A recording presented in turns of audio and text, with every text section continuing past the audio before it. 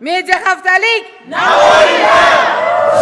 Jurnalistikaning prinsipi, qoidalari o'zgarmasligi mumkin, lekin tomoshabinning talabi bugun o'zgaryapti. Bugungi media kontentda olgan eng katta bilimim sun'iy intellekt imkoniyatlaridan foydalanish bo'yicha. Auditoriyaga ma'lumotlarni tarqatish va ularning ishonchligini ta'minlash bo'yicha bilim va ko'nikmalarga ega bo'ldik. Axborot maydonidagi yangiliklar to'g'risida juda ham qimmatli ajoyib ma'lumotlarni berib o'tmoqdalar. Kiberhujumlardan tahririyatlarni ham himoyalash imkoniyatlarini o'rganib oldim. Zamonaviy axborot makonida o'z o'rnini mustahkamlash, raqobatbardosh maqola tayyorlash uchun alohida e'tibor qaratilmoqda. Biz bu media haftalikdan nafaqat bilim olyapmiz, balki hamkasblarimiz bilan o'zaro fikr almashib, bahs-munozaralar ham olib boryapmiz.